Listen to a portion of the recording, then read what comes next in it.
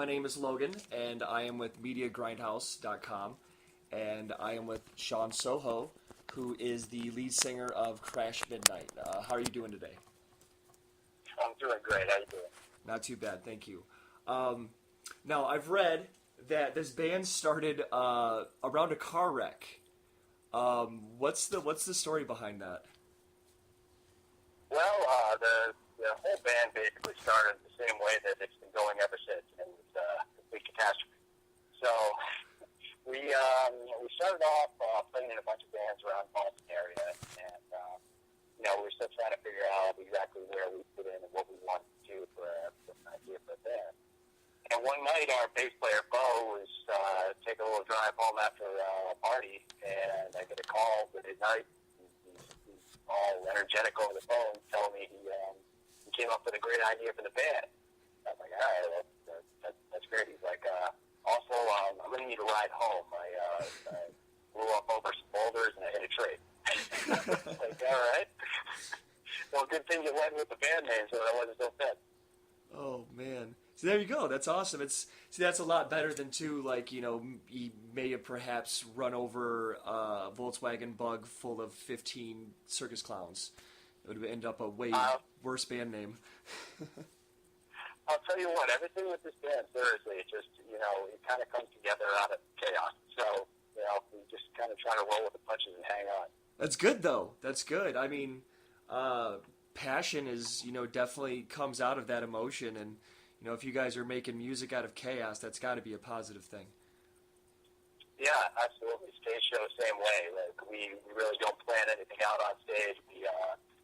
We all kind of go out and do our own thing, but everybody gets so into it. Alex, our lead guitarist, will take my head off more than a few times. His head's knocking the guitar. He's running one way, I'm running the other way. I think our show is just a collection of near misses and near fatalities. Oh, man, well, it definitely makes for a good live show, but, for possible injuries, that's not so good. Yeah, so far we've all stayed out of the hospital, more or less. Let's knock on wood and hope you guys keep it up. Now, you guys been together for a bit, but you're finally getting able to release your full-length album, Lost in the City. When's this coming out, and can you tell us a little bit about how this album came together? Well, the album is slated to come out here on October 20th. I guess, with the whole music industry stuff, that date can slide around a little bit, but that's what we're expecting. That's what we're shooting for here. This album really has been in the works for a long time. Since strange that seeing we've been together here for a number of years. This is almost like a greatest hits album. Mm-hmm. Kind of weeded out all the songs that didn't work, and I got left with nothing but all the songs that we really liked that meant a lot to us. And the songs themselves were all pretty much to a song written while we were all living five guys in the two-bedroom apartment. Boston kept us there. So wow. These songs all had a specific story behind them that happened down there. Right on. Was this a tough recording process for you guys as a band? It's actually funny. This album has been recorded twice. We started off trying to record it at a really nice studio in Midtown, New York City, and the sound just didn't come together the way we wanted. The great guys that we were working with, but it wasn't happening sound-wise. So we scrapped that. We came back and we started re-recording at a place here just north of Boston. And a great guy, producer by the name of Kenny Lewis, who also engineered the entire album. And it sounds exactly the way we wanted it to now. It's big, it's strong, but it's still got that raw feeling, which we felt was important to capture. Mm-hmm. And it does. What I've heard so far of it, it's you guys definitely have, and I say the idea of rock and roll is not really like, rock and roll isn't defined as one thing, like one genre. Rock and roll just accumulates all this music, and it drives you, it pumps you, and you guys do that. You do it well. Where do you guys feel like for people that don't know you, where do you feel you stand? Where do you feel you stand as a band, or what do you guys stand for? Well, I think just what you said about rock and roll, I don't think it is any specific sound. I mean, there's elements that are kind of common to a lot of rock and roll, but to me, rock and roll is all about attitude. And I think, you can look at wildly different bands who all have the same rock and roll attitude. Like, that's a rock and roll band, but they don't sound anything like each other. For us, I think that's what we stand for. We wanted to make music that appealed to us, wanted to play it in a way that appealed to us. And for us to just go out there and we let out all the aggression that would probably put us in in jail someplace if we worked there on stage. Right on. And you guys right now, you're currently on tour with Sevendust and Gemini Syndrome. How's this tour going so far? Well, actually, our first dates are on August 5th, so we are packing up right now and getting ready to hit the road this weekend with them. So the first date is going to be the Macine Shop show in Flint, Michigan. Yeah. Oh, yeah. Nice. I love that, and that's so cool when bands. It seems to happen a lot in Detroit. A lot of bands like to start and they like to finish here, So that's awesome. Is this your first time touring with either of these bands? It's definitely our first time touring with Sevendust and Gemini. It'll be probably my second time in the Detroit area. We were there several years ago. And honestly, we've been trying to play the Macine Shop for about 4 years now. There's been shows in the book and stuff that got canceled. It's a whole bunch of near misses like everything else with this band. Mm-hmm. And we are so excited to get out there. And that's a big time venue. It's one that's kind of on the list of things you want to play at least once in a while. Oh yeah, no, the Macine Shop in Flint. Like I heard about shows there. Like Guar was notorious for doing Halloween shows there, and when I lived in North Carolina, I heard about this place. So yeah, I remember my first time, going and seeing a show. It's awesome. You guys are gonna have an absolute blast. Michigan and the east side of the state specifically, we know how to appreciate a good show. So yeah, it's definitely gonna be fun. So seeing as the tour hasn't started yet, you have any crazy stories that just pop right out that if you've dealt with or had happen to you guys on tour? Oh God, we've had a whole bundle of them. Every time we go out on the road, there's something. There was, the time we were down touring around Philly, New Jersey area, and I can't remember if we were on our way to Philly or on our way to Jersey from Philly, but there was this girl that convinced us all to stay over at her place.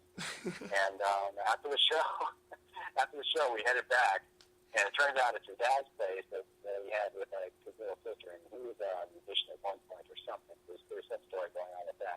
When we got there, and with all the house stuff awesome on the outside, we got in, and it was just throw-up caked on the walls, there was a dog that looked like it ran a marathon through the sewer. It was just the weirdest place. It was too late for us to figure out anywhere else to go.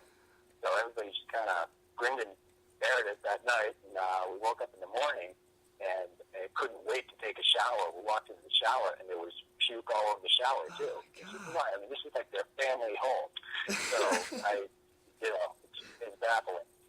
But so everyone decided that we weren't going to do the whole shower routine, and we'd go try to find something else. And I was packing up and heading outside. I see Bo and our drummer at the time out in the backyard, and the drummer is getting hosed down by Bo, who's smoking a cigarette. The guy's got a bar of soap doing I'm a maniac dance or whatever, prison style, getting hosed out of the backyard. I don't know what the neighbors did about that. I don't know if the cops are called after. I would have called the cops. Oh my, yeah, they were probably used to those people. They're like, oh, that's just normal. That was a good one. Every stop on that tour, there was something. So you guys sound like you're fun. Nothing left this time. You guys probably have great stories, man. You guys sound like you're fun. Well, Mm-hmm.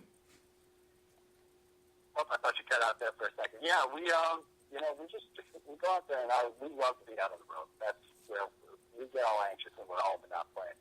Mm-hmm. And we've been home and not playing for too long now, trying to get this album all finished up and everything up for it. So this is our element. That's good. No, and that's good for a band. If you're gonna make it, man, you got to get out there. You got to have people seeing you, and and that's awesome. You guys are definitely gonna do well.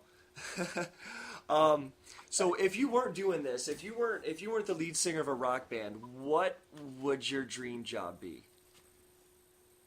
We keep getting asked this question, and I don't have a good answer for it. I think the reason we're doing this is because it's the only thing that we can envision ourselves doing. Right on. This is what we were put here to do, or die trying, I guess. So, seeing as you guys like to play out, and that's where you feel comfortable. If you could have a dream show, who would it be with, and where would it be at? Yeah, super easy on this one. So one of our biggest influences is a band called Hanoi Rocks. I don't know if you're familiar with them. Mm-hmm. They were big on the Sunset Strip and influenced everybody from Motley Crue to Guns N' Roses and everything in between. And they kind of sound like The Clash with a little bit of Rolling Stones and Aerosmith. Just amazing catalog. Their drummer was killed in that big car accident that got himself into drunk driving and stuff way back in the day. Mm-hmm. The band kind of struggled since then, but they're what we base a lot of our sound off of. And I would love to be able to play a show with those guys, either back in the day or even now with the reunion tour. Mm-hmm. And I think if we're going to play that show, it's got to be down on Sunset, either Whiskey or Viper's great now. We were just out there last spring, I guess it was. Oh, so, man. Yeah, that would that would be it. I mean, that's a mecca for this sound anyway, so, Right on. So what does the future hold for Crash Midnight? Well, right now we're working on a couple things. We've got a really big tour in the works for the fall that we're trying to close right now. We can't really divulge until we get a contract with it because, shit falls through all the time. Oh, yes, indeed. But yeah, if this comes through, we're going to be out on the road pretty much all fall. In one way or another, we're going to be out on the road most of the fall. It's just And then following that, we got the album release. They're actually right in the middle of that with the album release. And we got some other cool surprises coming along too. We're taking it. We just got word to get one of those top-of-the-line GoPro cameras just coming out on the road with us. That's either going to lead to a lot of lawsuits from incriminating evidence or some really good video. Yeah, that's the problem with the world we live in. There's cameras everywhere. Good times, they never go away. Yeah, it's the truth. We have more things than I think we care to remember captured on video these days. But hopefully we get some cool stuff. We got a lot of fans that haven't been able to see us through our social media. I mean, we really reach people around the world. And what's nice is being able to get them a little bit of content until we can get out to their country or wherever they're at. At least giving them as much as we can. Yes, they can feel like they can hang out with us and vicarious for them.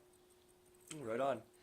Well, I know one thing for sure that it holds, and that's August 5th at the Macine Shop with Sevendust and Gemini Syndrome. New album's out October 20th, and everyone needs to come to this show and check out the new album and have a good time. And I know for one thing, I look forward to it, and once again, I really appreciate your time, Shaun. And I hope... I appreciate you having me, Logan. Yeah, not a problem. I hope everything goes as good as it possibly can for you guys. Absolutely. Thank you. We're looking forward to seeing you there on the 5th.